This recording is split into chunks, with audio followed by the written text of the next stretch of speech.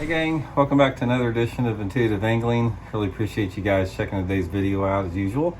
And today we're going to be talking about the two of my favorite baits of all time, and that's the Megabass Dark Sleeper and the new Megabass Sleeper Gill. And I'm going to give you guys some tips and advice on how to fish them and sort of let you know why they're so awesome and when they work, and why, in my opinion, they're probably the best, most underrated swim baits in the entire planet when it comes to swim baits. So I'll give you guys info on that. Now, if you guys are interested, Baitworks just got a giant shipment of these dark sleepers in there.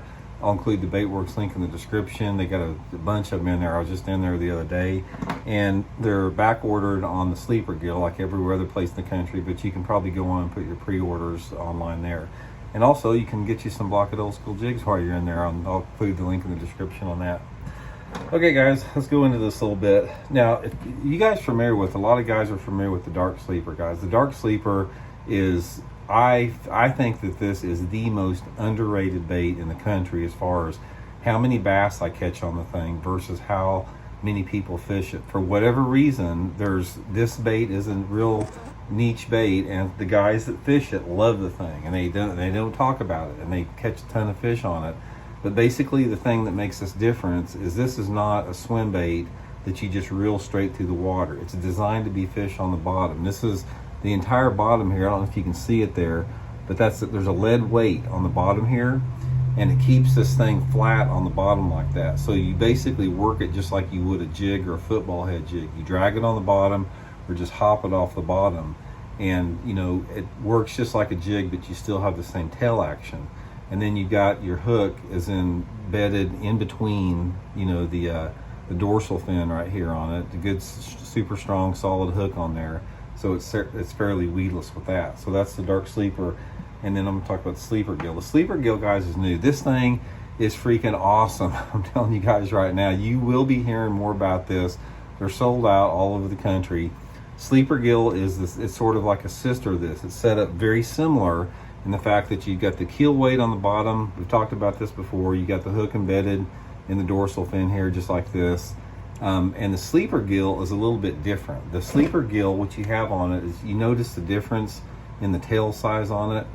The Sleeper Gill, to me, does not work as well when you're hopping it because this tail drags too much water. So I fish the Sleeper Gill just like I would a normal swim bait. It's great in any depth zone. I don't care if I'm fishing it, you know, around shallow cover like bushes or laydowns or docks. I've caught a ton on them doing that, or just throwing them out over main lake points and counting them down 5 or 6 feet and reeling them back like a traditional swim bait. The thing freaking catches them. This thing is freaking deadly here. I'm telling you guys, you are going to be hearing about it. So the situation to, you know, when you want to use this thing, I'll get into this.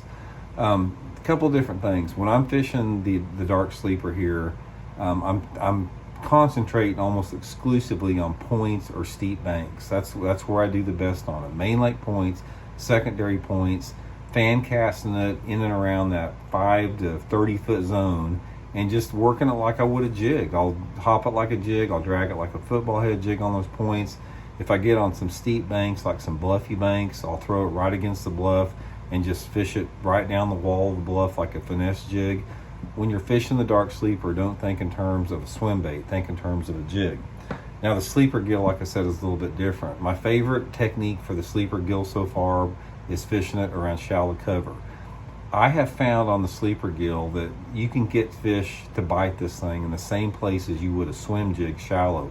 Now, I'm not talking about throwing up into the heavy cover, although it will come through the cover pretty good. I'm talking about like fishing along grass lines, weed edges, on outside of bushes, outside of dock pilings, outside of any shallow cover, around stumps, keeping it in sight. This thing looks exactly like a dang bluegill coming through the water. So I keep my rod tip high and I keep it about 6 inches under the water, and they hit it just like they would a swim jig. Now also, it works just as good on the main lake points like the Dark Sleeper, except I don't let it go to the bottom. I fan cast it around. I'm trying to catch those fish that are suspended on those points in that type of situation. But guys, I'm telling you right now, you guys know I work with Megabass, but I am super excited about these two baits. If you guys want to catch some fish and you want to use a bait that's not a gimmick, that's the real deal, that everybody's using and not talking about it, just like everybody using the Megabass Vision 110. I don't care who it is. You go into any professional angler's tackle box that say they're sponsored by another jerkbait company, you will find Megabass 110s. It's going to be the same with these two things here. Don't fall for the knockoffs and the duplicates. These are the real deals here. Attention to details like none other. So anyway, guys, just thought I'd pass it along, giving you guys a little bit of juice. It's going to help you guys catch some more fish. Don't make it sound. I'm not trying to make it sound like an advertisement here, but it's sort of hard to talk about specific baits when you're not mentioning the name. But like I said, if I didn't think you guys could catch them on it, I wouldn't talk about it, because if you throw it and don't catch them on it, I'm going to be getting a bunch of comments about people saying you don't know what you're talking about. But I'm confident enough that I'm not going to get those comments just from what I've seen by it. So thanks again for tuning in, guys. We'll talk later.